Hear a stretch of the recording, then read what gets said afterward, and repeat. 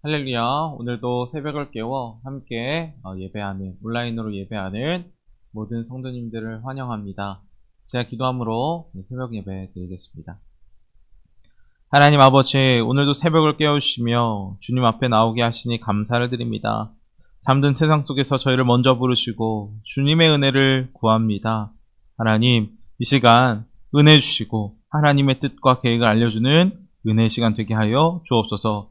특별히 주님, 우리 삶에 여전히 시험과 유혹들이 있습니다. 때로는 마음이 약해지고 흔들릴 때도 있습니다. 그러나 오늘 예배를 통해 하나님 주님 말씀 통해 다시 주님 바라보게 하여 주시고 어떤 상황에서도 주님 안에 거하는 믿음을 허락하여 주옵소서.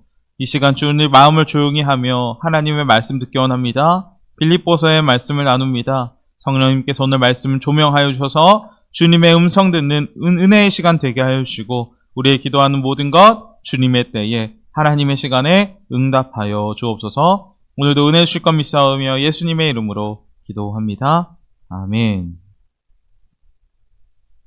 네, 오늘 쉬는 하나님의 말씀은 빌립보서 1장 12절에서 18절까지의 말씀입니다. 형제들아, 내가 당한 일이 도리어 복음 전파의 진전이 된 줄을 너희가 알기를 원하노라. 이러므로 나의 매임이 그리스도 안에서 모든 시위대 안과 그 밖에 모든 사람에게 나타났으니 형제 중 다수가 나의 매임으로 말미암아 주 안에서 신뢰함으로 겁없이 하나님의 말씀을 더욱 담대히 전하게 되었느니라.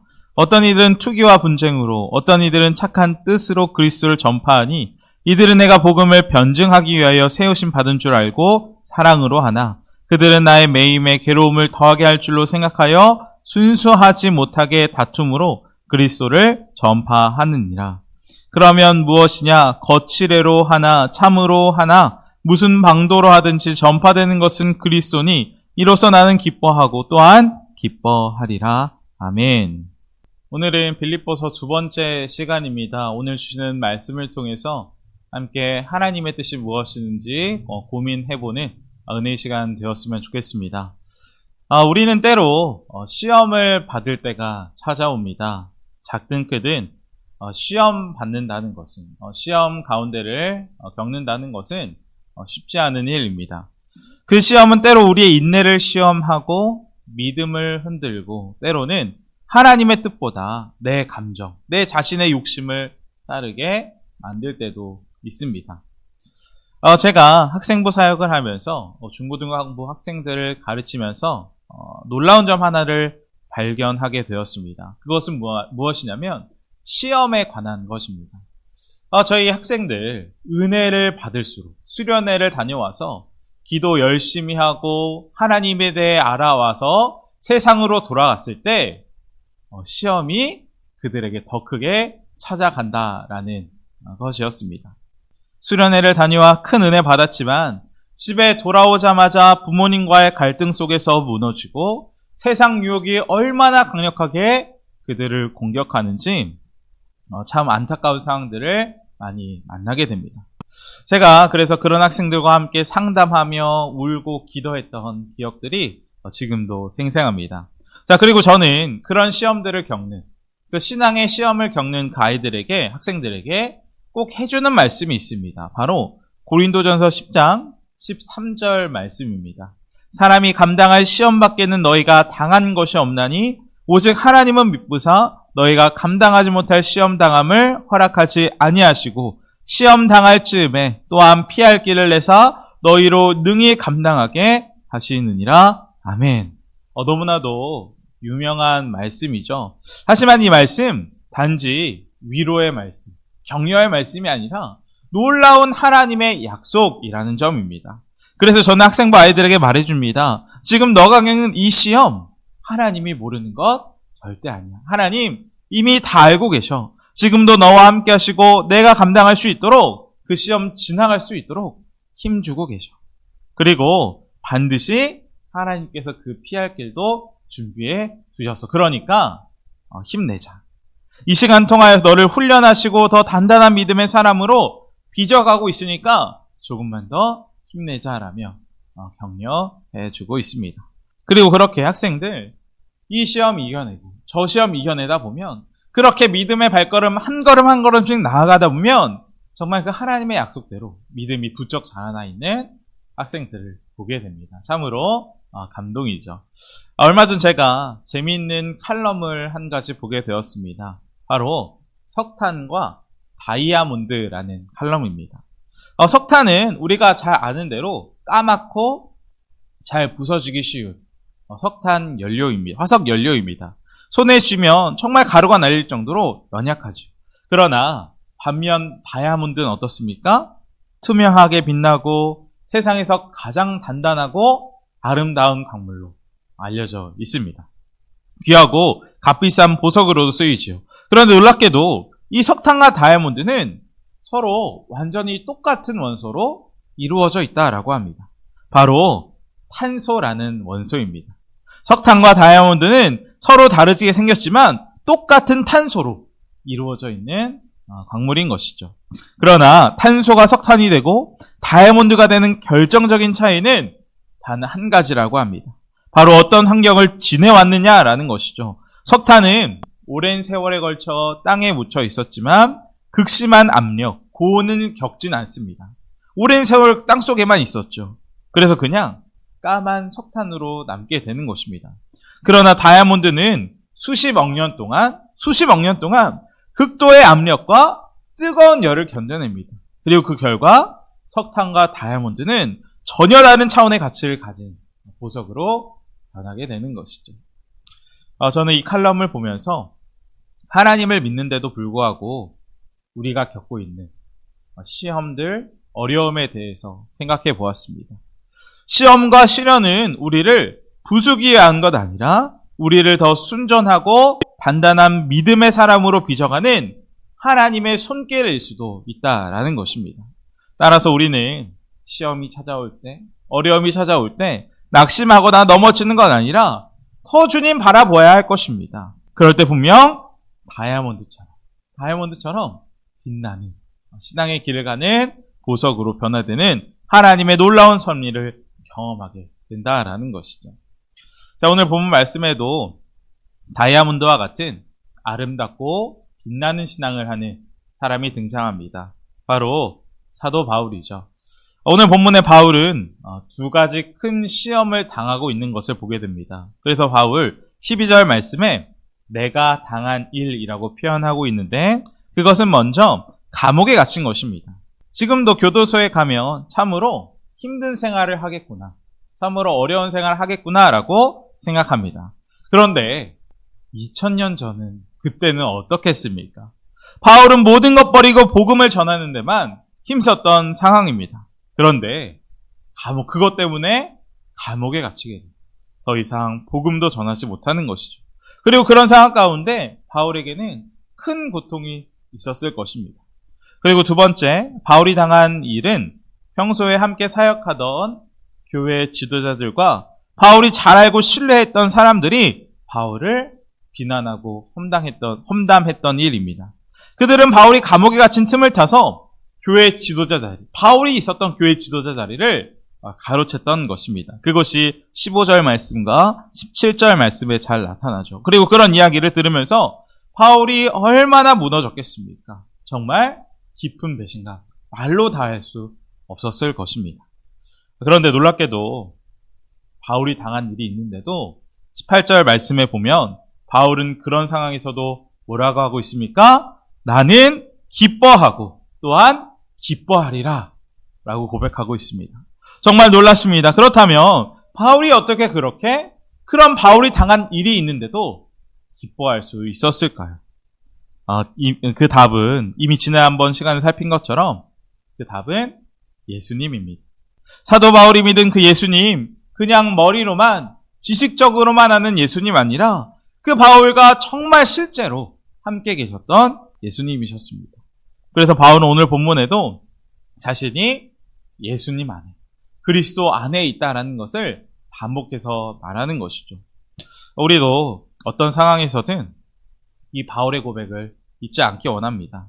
우리 예수님이 믿는 성도는 지금 어디에 있고 어떤 상황을 겪는지 그것이 중요하지 않습니다. 우리는 지금 누구 안에 있느냐, 누구와 함께 있느냐, 그것이 정말 중요한 것이죠. 분명 우리는 예수님 안에 거하는 자들입니다. 그분 안에 있을 때 시험도 두려움도 그 의미가 완전히 바뀌어버리게 되죠. 그것을 12절에 바울이 말하고 있죠. 오늘 본문 12절 말씀해 보면 바울은 내가 당한 일, 감옥에 갇히고 배신을 당한 그 상황이 도리어 복음 전파의 진전이 되었다라고 말씀합니다. 본문에 있듯 사도 바울은 지금 로마 시위대 감옥에 갇혀 있습니다. 시위대는 로마 황제를 지키는 친위 부대로 로마 사회의 최고 특권 계층입니다. 평소 같으면 바울이 전할 수 없는, 복음을 전하기 어려운 사람들이었지만 바울이 감옥, 그 최고 특권층들이 갇히는 그 감옥에 갇힌 덕분에 로마 고위계층 사람들에게 복음을 전할 수 있었던 것입니다. 그래서 바울 그 상황 오히려 복음 기회 전파로 삼았죠. 그리고 더 나아가 그는 감옥을 오가는 시위대 병사들, 재판을 진행하는 관리들, 심지어 함께 수감된 다양한 죄수들에게도 복음을 전할 수 있게 된 것입니다. 결국 바울은 감옥에 갇힌 그것이 전도의 문이 닫혀버린 것 아니라 오히려 전도의 문이 더 넓게 열렸다라는 것을 깨닫게 되었습니다. 그리고 이렇게 볼 때 그 감옥, 바울의 사형 막은 것 아니라 복음이 로마 중심부로 들어가는 통로가 된 것입니다. 우리는 볼 수 있는 것이죠. 우리가 알고 있듯이 이 로마는 기독교를 엄청나게 탄압하고 박해하던 나라였습니다. 그런데 한순간에 어떻게 되었습니까? 그 기독교를 핍박하고 탄압하는 그 로마가 한순간에 기독교를 국교로 삼는 나라가 되었죠. 로마가 그렇게 될 수 있었던 이유는 여러 가지 정치적인 이유도 있었겠지만 그보다 더 깊은 이유가 있다라고 저는 확실히 믿습니다. 그 이유가 무엇입니까? 바로 사도 바울이 복음의 씨앗을 로마 중심부에 심었기 때문입니다. 특별히 빌립보서 4장 22절 말씀에 바울은 예수님 믿는 사람들의 문안 인사를 쓰게 됐는데 그 문안 인사에 가이사의 집 사람들에게도 인사를 합니다. 다시 말하면 바울이 심은 그 복음의 씨앗이 황제의 지방과 궁정 사람들에까지 미쳐 있다라는 것입니다. 그리고 그 씨앗이 자라 이후 수백 년에 걸쳐 로마 제국 전체를 뒤흔드는 변화의 출발점이 되었다라고 저는 믿는 것이죠. 그리고 그 출발점이 바로 어느 화려한 집이나 먹고 살기 좋은 평범한 일상이 아니라 누구도 가기 싫어하는 그 감옥에서 시작되었다라는 것입니다. 바울이 말한 대로 감옥에 있었지만 오히려 복음의 전진이 일어나게 된 것이죠. 그리고 또 바울이 당한 일 두 번째, 교회 지도자 자리를 바울이 빼앗기고 자신을 비판하던 이들, 그런 사람들이 있어도 바울은 상관없습니다. 오히려 기뻤습니다. 그것이 15절 이하 말씀에 잘 나타나죠. 그러면 무엇이냐? 거칠애로 하나 참으로 하나 무슨 방도로 하든지 전파되는 것은 그리스도니 아멘. 바울의 마음을 아프게 했던 사람들도 있었지만 주님은 바울의 시선을 바꿔주신 것입니다. 바울아, 그들이 어떤 동기로 그렇게 했든지 결국 복음이 잘 전파되고 있지 않느냐. 그 말씀 앞에 바울은 깨달은 것이죠. 바울 자신은 자리가 뺏겨서 기분이 나쁠지 모르지만 어떤 방법이든지 결국 예수 그리스도의 이름이 전해지고 있다면 그 자체로 기쁘다라는 것을 바울이 깨닫게 된 것입니다. 사도 바울이 감옥에 갇히는 그 어려움 속에서도 그렇게 비난을 받고 비판을 받는 그 상황에서도 흔들리지 않고 기뻐할 수 있었던 이유는 그가 예수님과 살아있는 교제를 나누었던 사람이기 때문이었던 것이죠. 예수님과 함께하지 않았다면 그렇게 억울하고 힘든 상황 기쁨으로 받아들이는 것 절대 불가능했을 것입니다. 그리고 이것은 우리도 마찬가지입니다. 예수님 우리와 함께 계신다는 그 믿음 분명하면 시험된 일 전혀 없을 줄 믿습니다. 루마니아의 공산주의 정권 시절 리처드 범브란트 목사님이 계셨다고 합니다. 이 목사님은 지하교회에서 복음을 전하던 중 무려 14년 동안, 당장 14년 동안이나 감옥에 갇혀 있게 되었다라고 합니다. 고문과 감시는 말할 것도 없고 몇 년 동안 지하감옥 독방에 혼자 갇혀 있었다고 하죠. 어둠, 침묵, 배고픔, 그리고 사람이 목소리조차 들을 수 없는 깊은 고독 속에서 그는 영적으로 또 육체적으로 엄청나게 힘든 시간을 견뎌냈던 것입니다. 자, 그런데 놀라운 것은 그렇게 14년이나 되는 긴 시간을 고통 속에서도 보냈는데 그가 석방된 후 주님을 향한 간증에 이렇게 이야기했다라고 합니다. 나는 그 지하 감옥 속에서 예수님과 함께 춤을 추었습니다. 세상 그 누구보다도 가까이에서 생생하게 주님을 경험했습니다. 그는 감옥 안에서조차 기뻐할 수 있었던 이유가 예수님과 살아있는 교제 때문이었다라고 말합니다. 실제로 그곳에서는 기도하고 찬송 부르며 자신을 고문한 간수들 위해 기도하기도 했습니다. 그래서 심지어 한 간수는 그 리차드 목사님을 고문하던 한 간수는 그 목사님에게 이렇게 고백했다라고 합니다. 당신을 이기는 방법 없습니다. 우리는 당신의 육체에 때릴 수 있어도 당신의 마음은 무너뜨릴 수 없습니다. 라고 고백했다라고 하죠. 그렇습니다. 예수님과 함께하는 사람, 예수님과 동행하는 사람은 시험, 어떤 어려움도 이길 수 있는 것입니다. 그러나 우리 안에 예수님 함께 계시지 않는다면 아무것도 아닌 일에도 넘어지고 시험 받죠. 같이 믿음의 공동체를 이루는 성도끼리 다투고 갈라지며 작은 말 한마디에도 상처를 받고 마음이 무너집니다. 주님 중심되지 않으면 모든 것이, 정말 사소한 것이 시험거리가 될 수도 있다라는 말입니다. 저는 사실 성격이 조금 예민합니다. 그래서 친한 친구들의 말 한마디, 아내의 작은 한마디에도 신경을 쓰고 때로는 그것 때문에 다툴 때가 많았습니다. 그래서 한 친구는 저에게 굉장히 예민하다라고까지 이야기했습니다. 그런데 그런 제가 점점 더 변하게 된 결정적 이유는 예수님을 바라보게 될 때였습니다. 분노가 올라오고 다투려 하고 감정이 올라올 때마다 제 안에 계신 예수님 붙잡습니다. 주님, 지금 제 마음 아시죠? 제 마음 붙잡아 주십시오. 기도합니다. 그리고 정말 그렇게 나아갈 때 분노 사그라들고 마음이 평안이 찾아올 때가 너무나 많이 있음을 경험하게 됩니다. 제가 달라진 게 아니라 예수님이 저를 바꾸신 것이죠. 예수님 바라보는 순간 마음 지킬 수 있었고, 예수님 붙잡을 때 시험거리를 은혜의 기회로 바꿀 수 있었던 것입니다. 그렇습니다. 예수님 바라보면 예수님께서 우리의 시선, 우리의 마음을 완전히 바꿔주시는 것이죠. 사람을 판단하던 눈이 은혜의 눈으로 바뀝니다. 상처 줄 말이 기도가 되고 분노하던 마음이 사랑으로 녹습니다. 결국 우리가 해야 할 일 딱 하나이죠. 예수님께로 돌아가는 것입니다.